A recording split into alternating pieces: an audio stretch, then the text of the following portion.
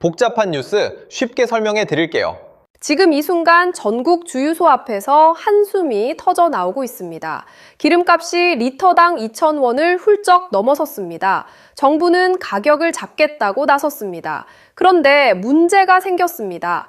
막으려 했더니 오히려 더 쓰게 됐습니다. 세금은 세고 재정은 흔들리고 24일엔 또 결정이 납니다.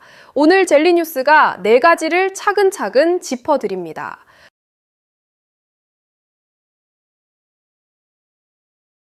저도 처음에 이게 나랑 무슨 상관이냐 했는데요. 알고 보니 지금 차량 운전하시는 모든 분께 직결된 얘기더라고요. 같이 알아볼게요. 먼저 이 제도가 정확히 뭔지부터 짚어드립니다. 석유 최고가격제는 정부가 정유사의 공급 가격에 상한선을 두는 제도입니다. 주유소에서 소비자에게 파는 가격에 직접 적용되는 게 아닙니다. 정유사가 주유소에 납품하는 도매계 상한선을 씌우는 겁니다.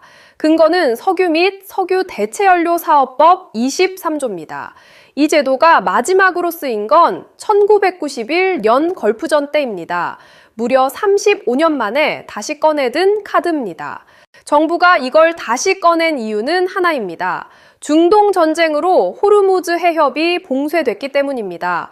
호르무즈 해협은 전 세계 원유 물동량의 약 20%가 지나는 길목입니다. 한국이 수입하는 원유의 약 70%가 이 해협을 통합니다. 해협이 막히자 국제유가가 치솟았고 기름값이 직격탄을 맞았습니다. 정부가 서둘러 가격 상한선을 도입한 배경입니다. 그러니까 정유사한테 이 이상 받으면 안 된다고 상한선을 그어놓은 거고 주유소 가격엔 직접 적용이 안 된다는 거네요. 정확합니다. 그래서 주유소 기름값이 상한보다 높게 나오는 일이 생깁니다. 이 부분은 잠시 후 더 자세히 설명드립니다. 지금까지 어떤 일이 있었는지 정리해드립니다. 1차 최고 가격은 3월 13일부터 시행됐습니다. 당시 휘발유 상한은 리터당 1,724원이었습니다. 이후 국제유가가 계속 오르자 2차 고시에서 210원씩 올렸습니다. 3차 고시는 지난 10일 동결로 결정됐습니다. 현재 휘발유 상한은 리터당 1,934원입니다. 문제는 실제 주유소 판매가입니다. 상한보다 높은 2,000원대가 이미 현실이 됐습니다. 공급가 상한과 소비자 판매가는 다르기 때문입니다. 주유소마다 임대료, 물류비, 마진이 다 다릅니다. 게다가 기름값은 올릴 때는 빠르고 내릴 때는 느립니다. 업계에서는 비싸게 매입한 재고가 남아있어 즉시 인하가 어렵다고 합니다. 소비자 입장에선 상한을 정해줬는데 막상 가격은 별로 안 내린 느낌인 이유입니다. 잠깐, 여기까지 중요한 내용 한번 정리하고 갈게요.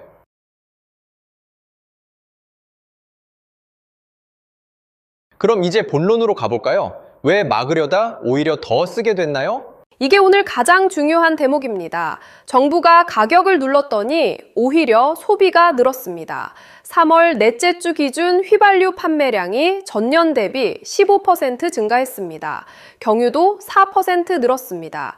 가격이 인위적으로 낮아지자 절약 유인이 사라진 겁니다. 경제학에서는 이걸 가격 신호 왜곡이라고 부릅니다. 가격이 낮으면 아낄 이유가 없어진다는 뜻입니다. 소비가 늘수록 정부 부담은 커집니다. 정유사 손실을 세금으로 메워줘야 하기 때문입니다. 이재명 대통령도 국무회의에서 직접 문제를 꺼냈습니다.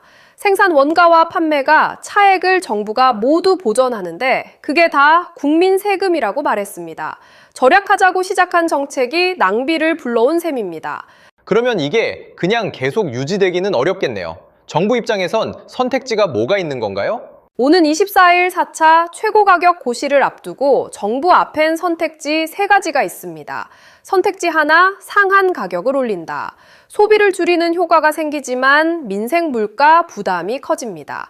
기름값이 2,000원대 중반까지 오를 수 있습니다. 선택지 둘, 동결한다. 소비자 부담을 막을 수 있지만 재정 구멍은 계속 커집니다. 정유사 손실 보전 비용이 쌓입니다. 선택지 셋, 제도 자체를 종료한다. 가격 신호가 정상화되지만 기름값이 단기에 급등할 수 있습니다.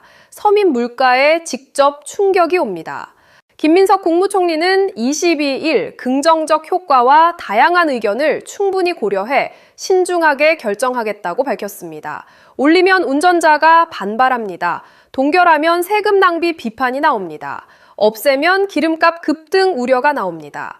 어느 쪽을 선택해도 논란을 피하기 어렵습니다. 찬성 측은 이렇게 말합니다. 가격 통제는 시장 원리를 망가뜨린다. 소비 신호가 제대로 작동해야 에너지 절약도 가능하다. 반대 측은 이렇게 말합니다. 지금 기름값을 올리면 자영업자와 화물 운전사가 먼저 죽는다. 물가 충격이 서민 생활 전반으로 번진다. 중간 정리 한 번 더 하고 갈게요.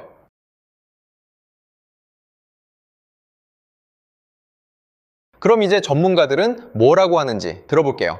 전문가들은 방향보다 방식이 더 중요하다고 말합니다. 서울과학기술대 교수는 2,000원대가 소비자의 심리적 마지노선이라고 말했습니다. 정부가 마냥 누를 수는 없다는 겁니다. 한국개발연구원 위원은 단기 운용이 원칙이라고 밝혔습니다. 언제 종료할지 시장에 미리 신호를 줘야 한다고 조언했습니다. 수치로 보면 상황이 더 심각합니다. 지난달 소비자 물가지수는 전년 대비 2.2% 올랐습니다. 그중 석유류 물가만 9.9% 급등했습니다. 수입 물가지수는 28년 만에 최대 상승폭을 기록했습니다. OECD는 올해 한국 경제 성장률 전망을 하향 조정했습니다. 에너지 위기가 단순한 기름값 문제로 끝나지 않는다는 방증입니다.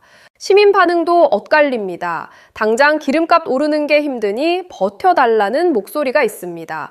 반면 내 세금으로 남의 기름값 깎아주는 게 맞냐는 비판도 나옵니다. 주유소 업주들도 불만입니다. 비싸게 매입한 재고가 남아있어 즉시 인하가 구조적으로 어렵다고 하소연합니다. 그럼 지금 운전하시는 분들 실제로 어떻게 준비하면 되나요? 가장 중요한 파트입니다. 지금 당장 실천할 수 있는 것들을 정리해드립니다.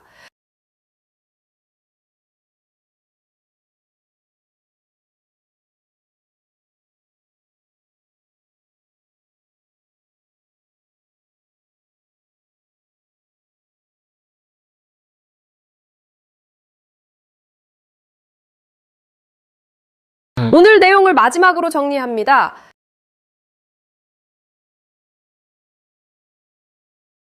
이 문제가 단순히 기름값 하나로 끝나지 않습니다. 물가 전체를 흔들고 국가 재정을 건드리는 문제입니다. 그리고 그 부담은 결국 우리 모두에게 돌아옵니다. 여러분은 어떻게 생각하세요? 정부가 기름값 계속 눌러야 할까요? 아니면 시장에 맡겨야 할까요?